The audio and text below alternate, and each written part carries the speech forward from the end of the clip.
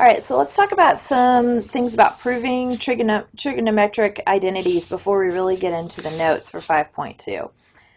To prove that an equation is an identity, start with one side and transform it to the other. This is exactly what you did in the last section, but now you're free to start with either side. This is good news. However, once you pick a side, you can only work on that side, and this is really important, and you may not even realize how important this is just yet. So in parentheses here I say, it is tempting to start with the given equation and then work on both sides until you've reduced the equation to an obviously true statement. For example, cosine x equals cosine x. This actually proves the converse of what you're asked to prove. So if you remember about conditional statements in geometry, about the converse, the inverse, the contrapositive, they're talking about basically you can manipulate something and say, well, this is true, therefore the original statement has to be true, and that's not necessarily a correct assessment. If the identity is true, then the reflexive property is true. So if the identity is true, you should be able to do things to both sides, and that will always happen, but that doesn't prove that what you wrote originally is true. Okay, this is circular reasoning, and it's dangerous because you might prove a false identity. So I'm not going to go into what all these words means, but let me give you an example of how you could get a true statement at the end, but what you start with is not true. It'll be real basic. So we know that -2 does not equal 2, but I'm going to write it anyway. And if I square both sides, I get 4 equals 4. Now, if all I did was cover up the top part and saw 4 equals 4, then I would think that my original statement was also true, but it wasn't. So you can't work on both sides. You have to actually prove that one side is equal to another side. And this is a real basic example. With trig, there are many other types of reasons why that might not work. A lot of them having to do with positives and negatives, but we're not going to focus too much on why it doesn't work. We're going to really just spend our time and effort on what does work. So here are some helpful techniques for proofs. Pick the side you wish to work on and write it down. It's always going to be your first step. Usually easiest to start with the more complicated side. Sometimes the easier side, or maybe what just looks easier, is better to start with, and we'll just kind of work on that as it comes up. Look for algebraic things to do. Okay, you have gotten to pre-cal because you've learned a lot of algebra. All right, so there are lots of things you know how to do. You know how to add fractions. You know how to factor. We haven't practiced that yet, but we'll practice it in these notes. Multiplying by a clever form of 1. Now, the number 1 we already know is important. There are lots of things that equal 1. So we could multiply a numerator or a denominator by its conjugate. And I'll remind you of what a conjugate is, just to kind of give you an example of something that you did conjugate in Algebra 2 was, remember when you had 5 over maybe 2 plus I, imaginary number, you would multiply by 2 minus I over 2 minus I, and what that would do when you FOILed it out, it would make your denominator just a single integer. And this right here is equal to 1, and that's why that works. And there are other examples of conjugates we won't get into. What we're going to do are trig conjugates. So it says to get a desired expression in the numerator or denominator. That's why we want to do that, usually the denominator. Okay, do any obvious algebra or arithmetic such as distributing, squaring, multiplying polynomials. We practiced that in 5.1. Look for trig things to do. Look for familiar trigonometric expressions. Like 1 minus cosine squared, that equals sine squared. Cosine x times secant x, that's 1. And sine x over cosine x, that's tangent. So all of those identities we use, you should have those out. Or hopefully at least some of them you've kind of memorized by now, just because you've seen them so many times. If there are squares of functions, think of Pythagorean properties. So like when you see cosine squared, you need to be thinking, maybe I'm going to use the Pythagorean identity. Reduce the number of different functions, transforming them into the ones you want in your answer. And this right here is probably the biggest piece of advice I give to students when they're doing trig proofs. Keep looking at the answer to make sure you're headed in the right direction. You don't want to do a substitution that's good but leads you in a totally different direction. You always want to be going towards your answer. Sometimes that's hard to see, sometimes it's easy to see. The more you practice, the easier it'll get. Trig proofs are not something you can look at once and know how to do. You have to practice it. Okay, so let's actually start the notes, the 5.2 student notes. Proving the identity. Okay, now when you see this equation, you're not trying to figure out if it's true. You are proving that it is true to a reader of your proof. So this is not just for your own knowledge, it's for someone else to read. Always be thinking about that, especially those of you that have bad handwriting. Now you can pick, do you want to start with the left side or do you want to start with the right side? If you have just a 1, don't start with that side. That's way too hard to make that 1 into something more complicated. What's a lot easier is to start with the more complicated side and make some substitutions, cancel some things out, and then be left with a 1. Okay, so the way these notes are lined out, I'm going to do an equal sign, but I'm going to work down instead of across the page, so I won't go into that problem.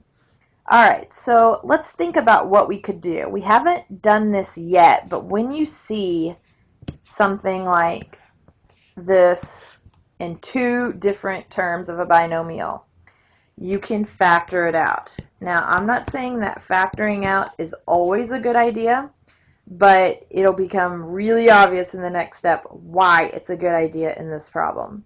So if I factor out secant squared x, like dividing it out, I am left with a 1 when I factor out secant squared from secant squared. When I factor it out from the second part, I'm left with minus sine squared x. And you know that you factored correctly when, if you mentally distribute, you get what you started with. Okay, now I have my secant squared x. Hopefully I can do something with 1 minus sine squared, and I can. That is cosine squared. Now, because cosine and secant are reciprocals of each other, I know that secant times cosine is 1. So secant squared times cosine squared is 1 squared, which is 1. And there, I just proved it. Okay, so that one wasn't too bad. You did have to know to factor. Otherwise, you could have done some substitution with some secant squared, where writing that as 1 over cosine squared, and then you'd have to get a common denominator. There's generally always another way to solve these proofs, but it's usually more difficult. All right. Problem number 2 kind of throws people for a loop because they look at the left-hand side and then they look at the right-hand side and they think, well, they kind of seem like they are about the same level of difficulty. But if you just had to choose, you know, it looks like secant to the 4th x minus tangent to the 4th x, a little bit more complicated. So I'm going to go ahead and start with that side. If I get stuck, I can always erase, go back, and start with the other side. I can't work on both sides. All right. But I want to go towards the answer, so this is the whole idea. I want to do something, and I know I need to have tangent squared left in my answer. So when I get a tangent squared, first of all, I need to get a tangent squared, but when I get it, I want to keep it. Okay, this right here, factoring-wise, is a difference of squares, okay? Remember what difference of squares are. I'm going to just kind of work this problem down here, but I'm going to erase it. Remember when you get something like x squared minus 25, that factors into x minus 5, x plus 5. Okay, the same thing's going to happen here.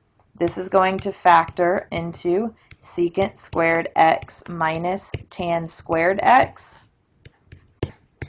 And secant squared x, I'm going to have to move this over.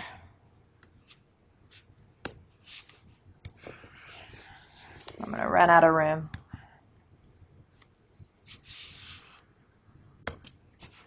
Plus tangent squared x. Okay, let me erase this.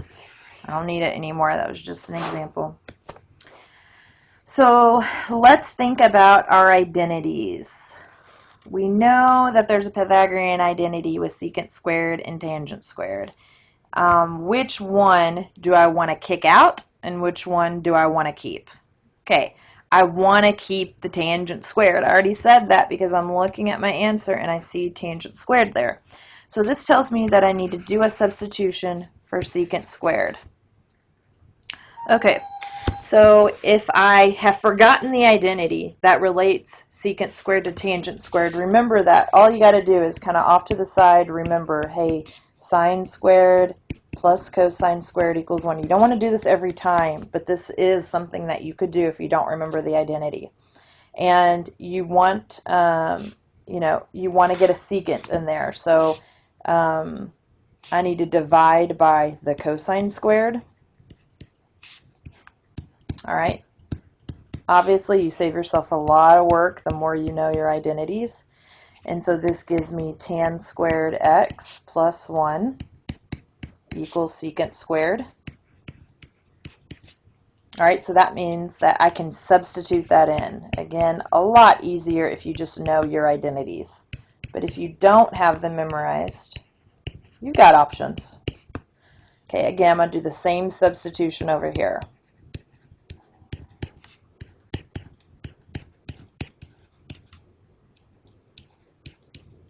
All right, now I'm going to erase this part because I really didn't need it. That was just kind of to remember an identity.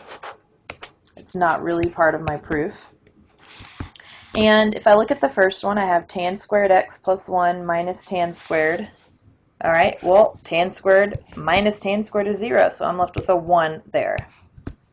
All right, over here I have tan squared plus tan squared. That's 2 tan squared x plus 1. And just to make this look nice and neat, I'm going to go ahead and write it like the answer. So anyone reading my proof could see what I did here. All right, I factored, okay, correctly using algebra. Then I did a substitution of known identities, and then I showed my canceling, and then I showed my answer. Okay, let's move on to the next problem. So number 3, cosecant x times cosine squared x plus sine x equals cosecant x. All right, by now hopefully you're kind of thinking what side you want to start with. In this case, left or right. Okay, start with the more complicated side. In this case, that would be the left side.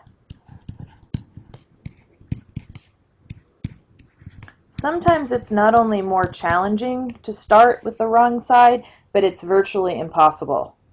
And I say virtually because there's always some student who wants to prove me wrong, but it's not something that you would see unless you had already done the proof the easier way first go around. Okay, so we've got to get all of this to simplify down to cosecant x, or that's the same as 1 over sine x. So what are we going to do? We need to make some substitutions here. Okay, so I can, hold on just one moment, I'm sorry.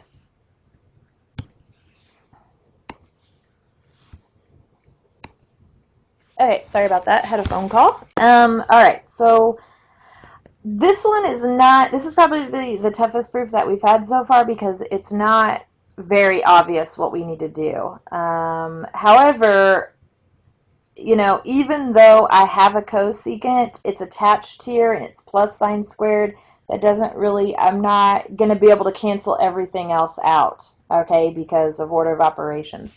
So what I'm going to do on this one is I'm going to go ahead and make this into a 1 over sine x times cosine squared x. This is not the only way to do this proof, but this is something that is worth looking into, putting everything in its most basic components with sine and cosine, and in the end, hoping I get a 1 over sine, which is cosecant. You have a pencil with an eraser, so you can always go back if you make a mistake. Sometimes you just kind of have to take a little bit of a leap. Alright, so what I'm going to do here is I'm going to rewrite this as cosine squared over sine x. I'm going to do that. Just kind of combine it or do that multiplication. Alright, what I want to do on this one is to also get over sine x. This is kind of like getting a common denominator again. Oops, I'm sorry, let me back that up. Just sine x. So what would the numerator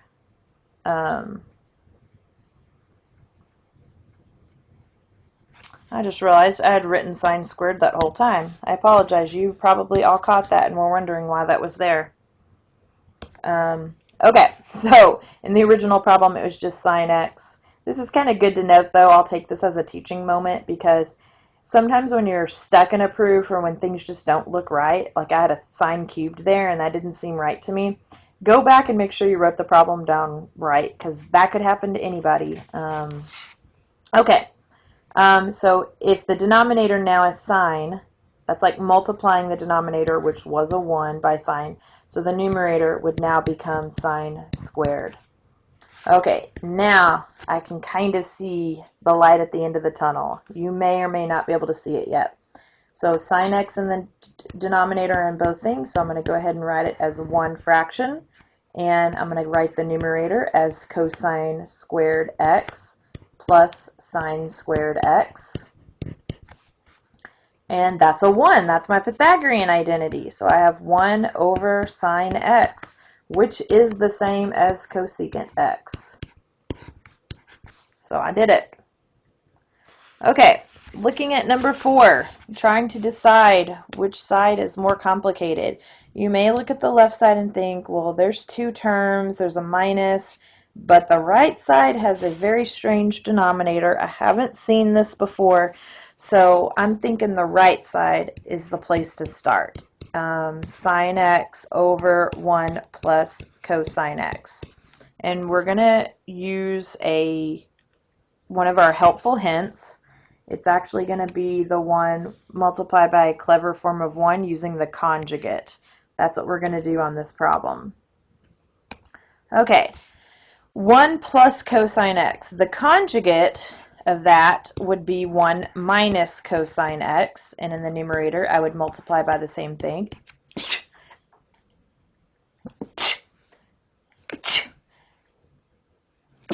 Excuse me. And this is multiplying by a clever form of 1. So let's put parentheses around all these binomials. And when I write my next step, okay, I'm going to multiply straight across, so I'm going to distribute the sign. So that's going to be sine x times 1.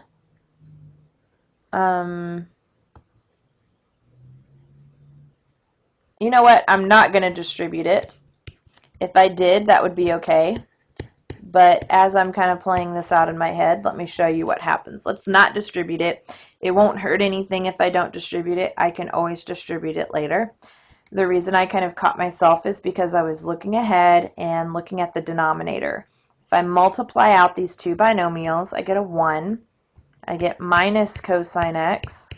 I get plus cosine x, which is good. Get some canceling. Then I get minus cosine squared. Now, when you have these trig conjugates like this will pretty much always happen. What's left is something part of a Pythagorean identity. So what is 1 minus cosine squared? Sine squared. Now hopefully you can see why I did not distribute the top. If I had, I would have just had to factor it back out. It would have been more work. Or I could have broken it up. That would have There are always ways out of doing more work. Okay, there's always multiple ways to do this. But as I see it now, this is the easiest way because this sign will cancel with one of these signs. So I'm going to scratch out the 2. And it still doesn't seem like I've come very far. But when I break up this problem into 1 over sine x minus cosine x over sine x, I can see I have what I want, my answer. Cosecant x minus cotangent x. You always know that's what you're going to end up with, so keep looking there. If I had distributed through the sine x, when I broke it up this way, I would have had to do a little bit more work, but I still would have gotten the same thing. So if you had distributed, if you didn't know that you weren't supposed to, that's okay. You're still going to get the right answer in the end. Okay, last problem, number 5. Okay, so again, I have something pretty complicated and I have a 1. So obviously start with the side that's more complicated. Always, even if you see what you're supposed to do, you need to always just rewrite the side. This way the reader of your proof knows which side you started with. If you go ahead and do a step to change it, it's unclear which side you started with. Okay, so add fractions.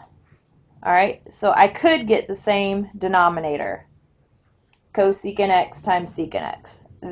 There's potential there. But I'm really familiar with my identities, and I know that sine and cosecant are also reciprocals of each other. So that doesn't mean that they cancel or anything. It actually means something different. But I'm going to go ahead and write this as 1 over sine x. And have something very similar happen here. This is cosine x over 1 over cosine x. These sine x's do not cancel. In fact, they become multiplied to each other. Sine divided by 1 divided by sine is actually sine squared x. This part right here becomes cosine squared x. And where have we seen this? Many, many times in the Pythagorean identity. So the more clever you are, the more familiar you are with your identities, the less work you have to do, because if I had used common denominator here, I would have done a lot of extra work to get down to that answer. Okay, bring your questions to class.